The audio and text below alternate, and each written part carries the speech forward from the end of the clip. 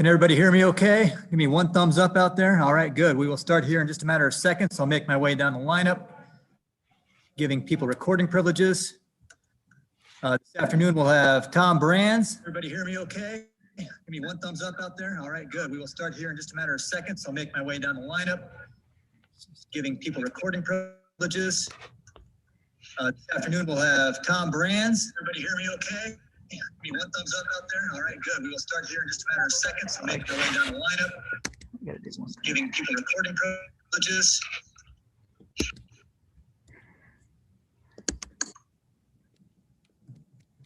That was a lot of feedback. Yep, feedback should be taken care of. All right. All right, again, we'll have Tom Brands, 149-pounder Max Murin, and 157-pounder Caleb Young. Give me 1 second here, Tom.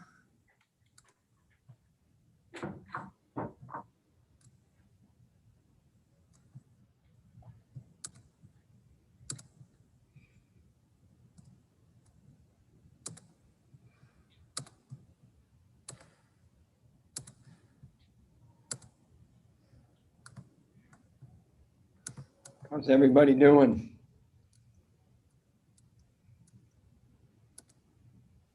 Peachy.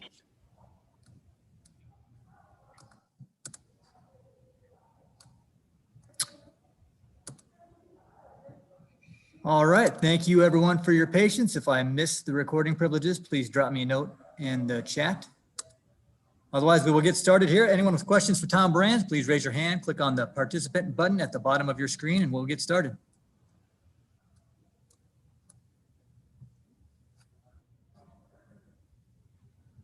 Going up to Minnesota. You know, when I think of that dual meet, 3 matches come to mind.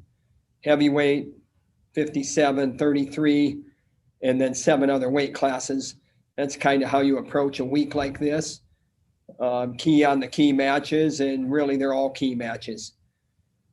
Coming off the Nebraska dual meet, first time in that wrestling room, no signs of, you know, soreness or stuff. It's a good sign that our guys are in shape. You would expect that being elite-minded and elite level competitors, that they wouldn't have soreness and those types of things. But it's good to see. Good minds go with good bodies. We have a group of guys that are focused, and we have a group of coaches that are focused. There's a lot of overlap there. And you can maybe ride the wave a little bit with the fans and the comments in the inbox this week, but we still lost 2 matches. And, you know, you look at that dual meet, we could have won every weight class, and that's really how you look at things. And it was a dominating performance, but we're going to see that team again, and so we got to get better coming up here going into Minnesota.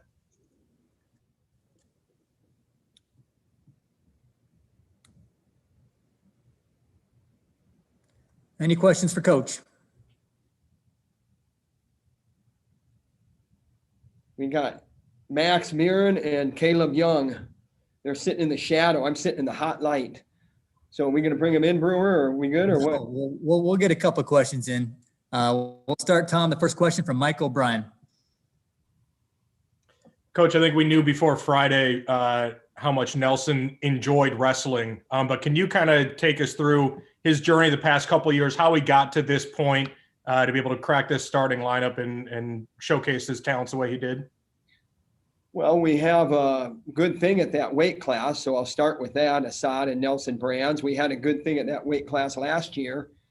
I think the biggest strides that Nelson Brands has taken, and you say that he enjoys wrestling, you know, for me, that's an essential ingredient. That doesn't surprise me.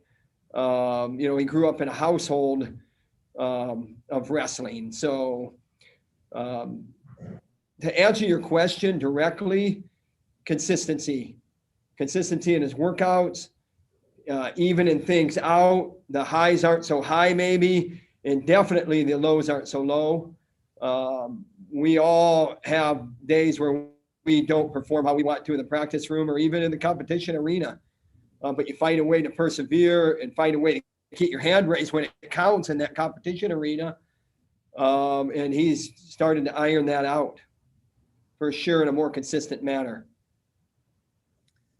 On the next He's question. popular with teammates, I'll say that. He's pretty lighthearted, and he likes Kesha. What more can you say? I'm a Kesha fan myself.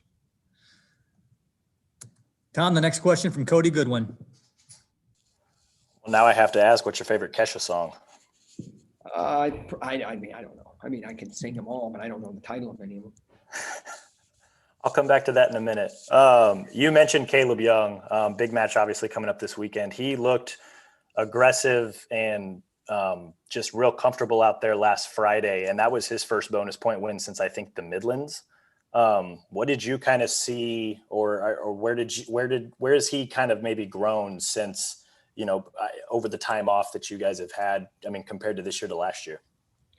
I would say looking at that match and then even comparing it to the practice room, there's a lot of similarities there. We're not afraid to scramble, not hanging on to something maybe quite so long. When you let go and you high leg over and stuff like that, that all those positions that favor you in a scramble. So, you know, he's got good fundamentals. He's got good scramble ability. And, you know, it's one of those things where you either grow because you don't like where you're at, or you continue to suffer and you still don't like where you're at. So you really have a choice. And, you know, you could talk a lot about the end of the last year for him, but he never really got a chance to maybe redeem those 2 losses at the Big Tens. And really it was 3 in a row there with the Oklahoma State thing, but he's moved on. And I just dwelled on that right there. But we moved on, and really it comes down to, you know, what's he going to do with this opportunity coming up here Friday night? It's on our mind as a program. You know, you look at key matches when you go into these dual meets, and that's one of them. Tom, the next question from Grant Becker. I'm going to ask about another one of those key matchups, and you talk about opportunity. Obviously, you got Tony Cassiope going up against number 1 ranked heavyweight. What does he have to do to close that gap there, and how good is it for him to get this match early in the season?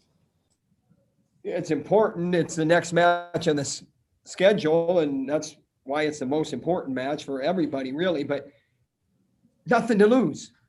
He has nothing to lose. And, you know, I don't know when we're going to step up and compete with this guy, but I would definitely be in the minority of the wrestling community when I say that we could go with this guy. I've said it before. I'll keep saying it. I believe in our guy. But he's going to have to do some things that are, you know, ballsy. And that's just how you're going to turn the tables here. I can tell you, and I really don't want to get into this too much detail, but I can tell you that Gable Steveson is probably one of the most vilified wrestlers out there. But what I will say is if he was on your team, you would love him. And I don't need to defend him. I'm not his coach. He's not in my program. But it's a tall task when you go up against somebody like that. When they're trying to beat you as bad as they can beat you in front of a live television audience, you got to step up. And that put pressure on Tony Cassiope? I hope so. I hope so. Are we up for it? Without speaking for him, you know, I believe in our guy. Tom, the next question from Scott Docterman. Yeah, Tom, you know, this is a single duel for you, but in the coming weeks, you've got double duels on consecutive weekends. And I know that's in high school. That's what happens a lot. What do you think of that? Is that something that you think could happen more and more in the future to save costs, save travel, that sort of thing? I think maybe, and it's not unprecedented. I mean, we did that with the Iowa City duels. You know, it wasn't the Big Ten competition, but it might last. The thing that makes this unique is those extra matches. So you're basically throwing a whole nother duel out there, and maybe almost 2 duels out there in the try with the extra matches. So you really got to work on that scheduling and communicating, setting up those matches with the other coaches, making sure the weight classes match up, that type of thing, which is good. It's good for wrestling. It's good for this COVID time period. I don't know if it'll last or not. I'm a fan of whatever they throw at us. I'd like to get back to the Midlands. I want to make it to the Big Ten tournament, the national tournament. So however we got to do it by limiting travel and limiting exposure, all those things, you keep the risk down or whatever. And that being said, right now it's a crapshoot and Russian roulette all at the same time. And a guy that's not a gambler like myself, sometimes it's a little bit uneasy. Maybe not so much in mid-January with the 17 days off, but mandatory off. But man, you get into that last week of competition and you got a positive, it's curtains. And I'm not sure that's, the best way to proceed. I talked about moving the Big Ten tournament, earlier, got basically crickets from the conference coaches, and, and it's not just Iowa. It's a silly thing that we're doing here with gambling. You like to throw craps? I don't like them odds. Tom, the next question from Cody Goodwin. You mentioned, well, actually, I don't know if you mentioned it today or last Friday, but Max Murin up at 149 now. What kind of went into the decision to, I know with Jaden coming in, just trying to figure out who would go 41, 49, and what'd you see from him on Friday? Well, we saw him November 1st, and, I liked that match. That match fired me up. That was a rubber match from, the 2019-2020 season. As far as the weight class change, so let's keep going there. So what we saw was an attacking Max Murin. He was 2 for 4, I believe. Maybe 1 for 4 or 1 for 3. I can be wrong there, depending on how you look at, the points he put on the board. So he's attacking. He's got strong attacks. He's got a lot of pop. A bigger Max Murin probably has more horsepower. He had a lot of horsepower at 41, but you see maybe just a little more pop in there, and he's got to keep it going.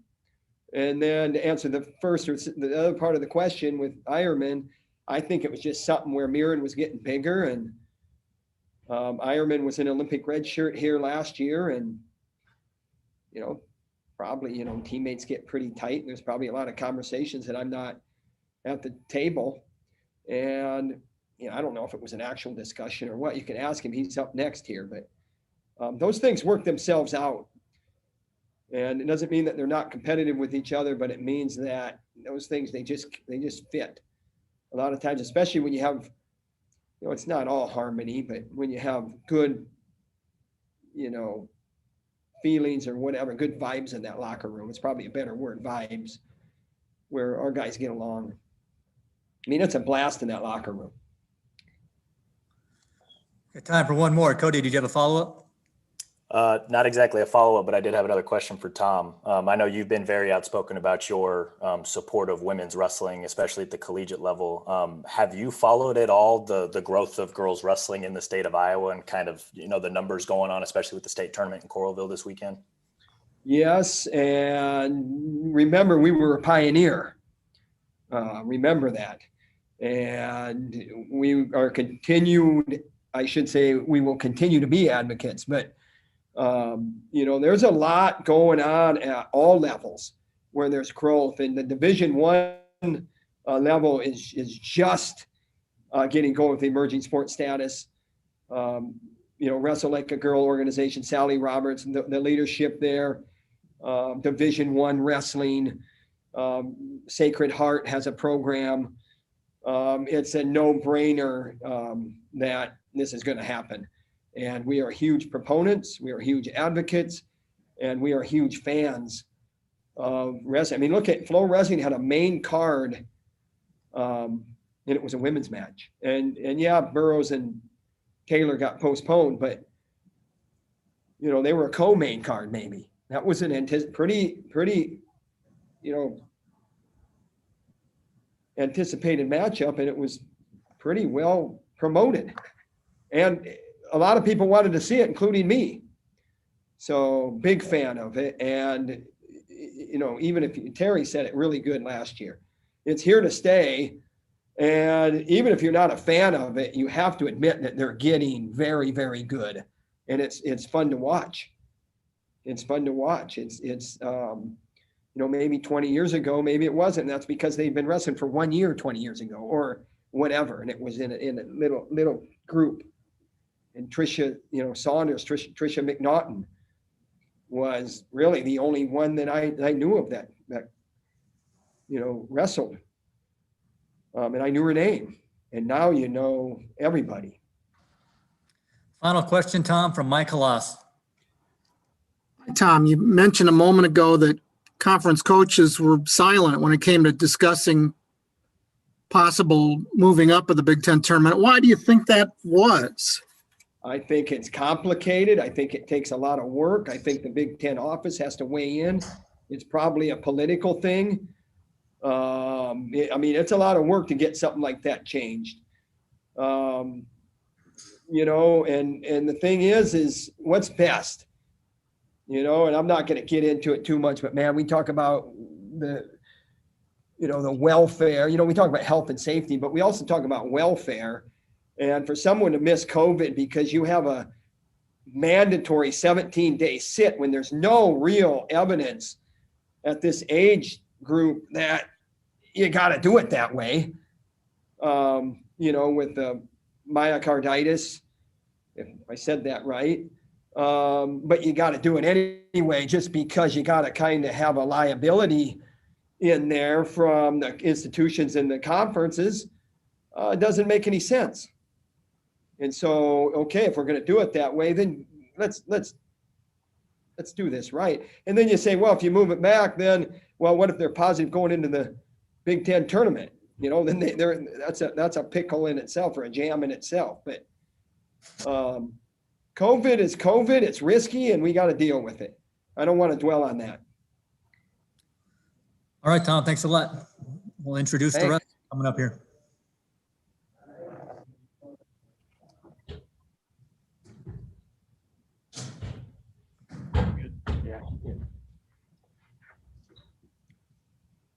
Caleb Young, can you hear me okay? Yep. All right, we're joined by 157-pounder Caleb Young, ranked number 6 in the country. He's got a top 10 matchup against numbers 5, Brayton Lee. So questions for Caleb, and we will get started.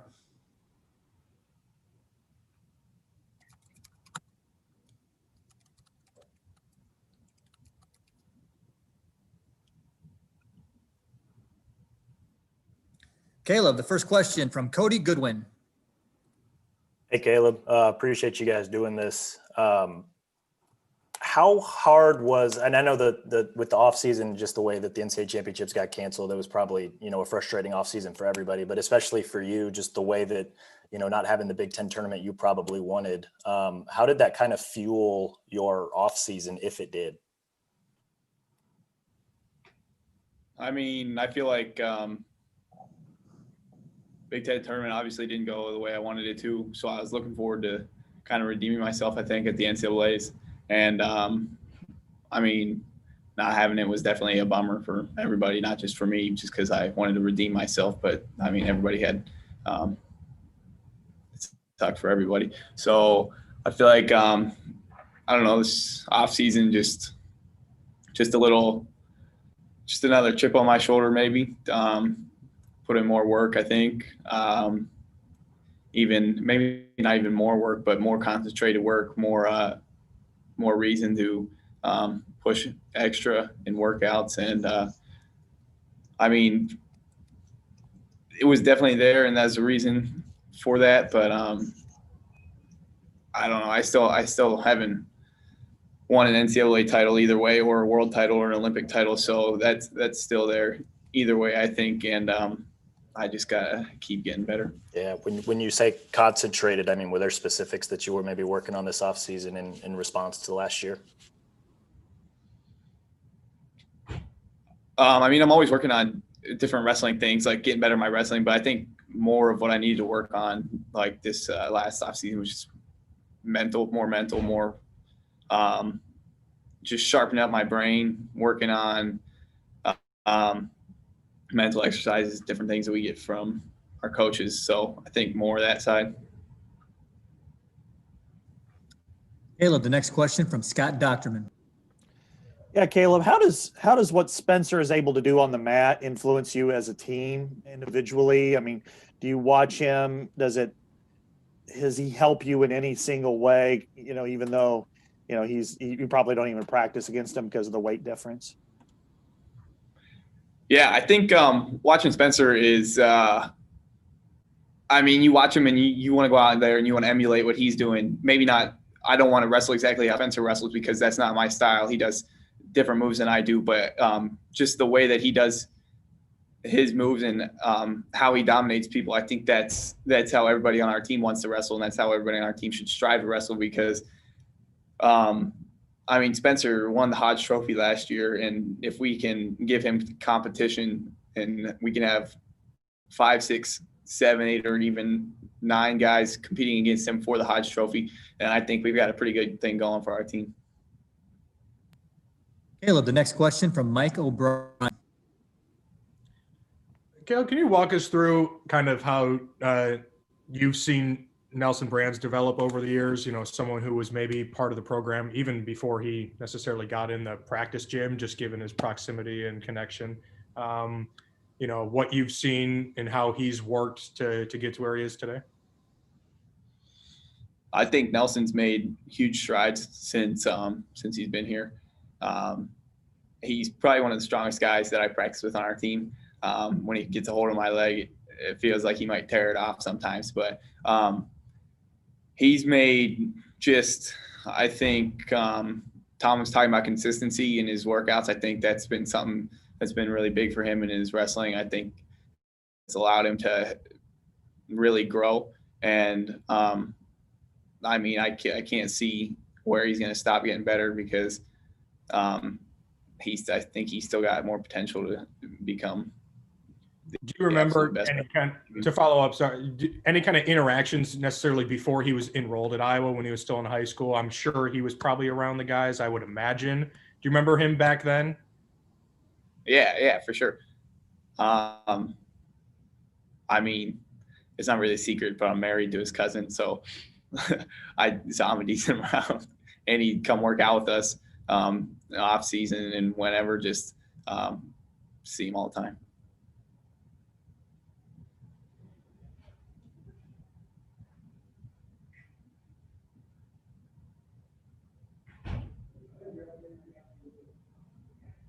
Caleb, the next question from Anna Kaiser. My mistake. Hey, yeah. So you talked about kind of wanting to redeem yourself after Big Tens last year. Obviously couldn't do that at NCAAs. And now kind of hit the reset button going into this year. You have the chance to do that. How does a matchup like this, you know, top 10 at Minnesota, help you get to where you want to go in redeeming that?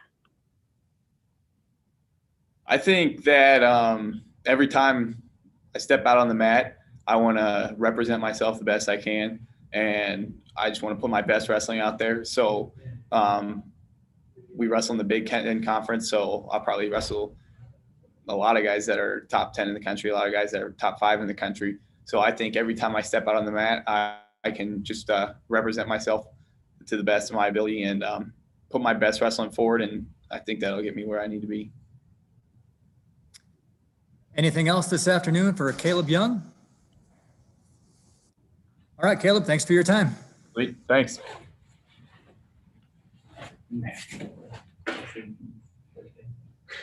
See ya.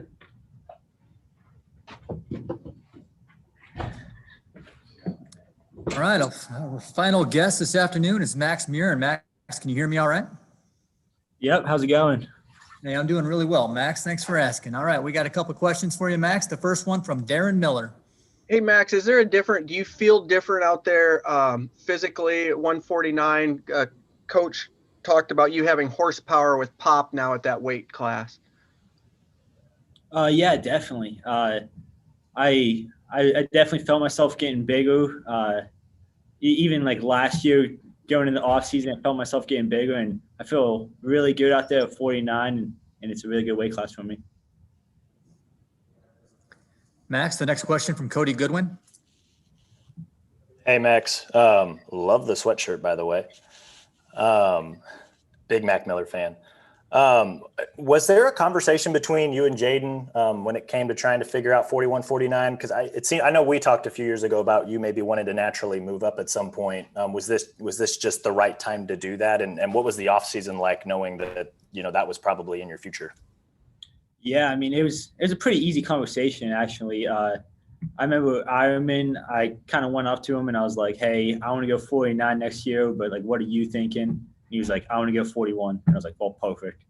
And that is pretty settled. It's pretty much settled like that. So it's a pretty easy conversation. And I mean, off season, I just wrestled bigger guys, I guess. I mean, I was wrestling with Young and Marinelli and just Moody, just trying to get used to wrestling bigger guys and stuff. And I mean, it's always fun wrestling new guys in the room and just getting that experience. So, yeah, I mean, 49's been good so far, and I like the weight class, and it's a pretty easy conversation between me and Ironman. The Hawkeye Wrestling Club showdown, was that maybe kind of the first time you were able to get on the mat at a new weight? And was there something about that match where maybe, like, hey, like this is going to be all right, this is going to work out? Yeah, I had to make 150 for the showdown, and yeah, I felt really good, like with the weight cut and everything.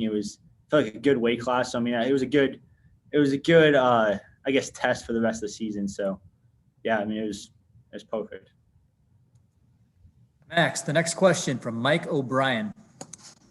Max, I'm not sure how long you've been around, if you heard any of Coach's press conference, but where would you rank Mac Miller next to Kesha first? Oh, Mac Miller's my favorite. It's actually his birthday today.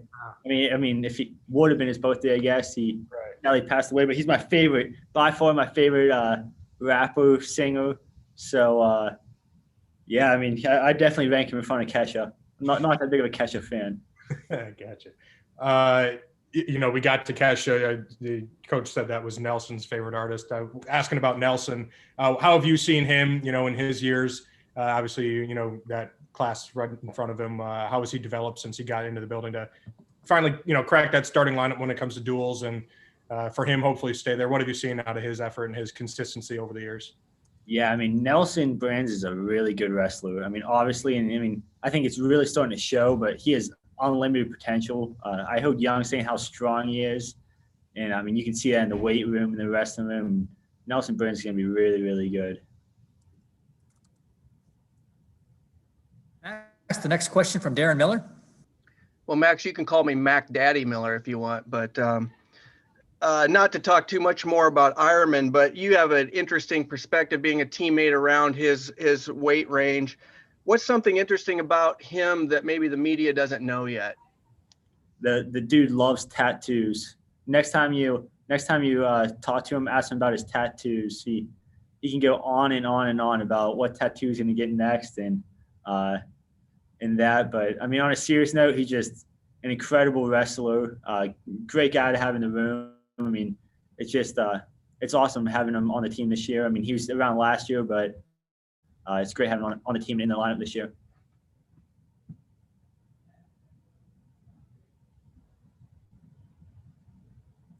Excuse me, Max, the next question from John Schaefer. Max, do you feel like this weight really allows you to take that next jump as far as NCAAs go? I mean, last year you didn't get your chance at NCAAs with your seeding and it not happening. Do you feel like this is really that weight where you can showcase truly how good you are and be at the top? Yeah, definitely. I mean, I feel like I'm one of the best guys in this weight class. I mean, in my opinion, I'm the best guy in this weight class. And I mean, I feel really good there. I feel big and strong, and I have my pop, like Tom was saying, and I feel explosive. So, yeah, I mean, I feel like this is just a great opportunity to show how good I can be and just score as many points as I can every single match. And I think it's going to show at the end of the year. Any other questions for Max Murin? All right, Max, thanks for your time. Good luck on Friday. Thank you. See you, Max. Yeah. All right, that's all we got this afternoon. We will have a Zoom Friday following the duel. That information was emailed out yesterday, and it is on that wrestling media page. But if you have a hard time finding either one of those links, give me a buzz and we'll get you set up. Thanks, everyone, for joining us this afternoon.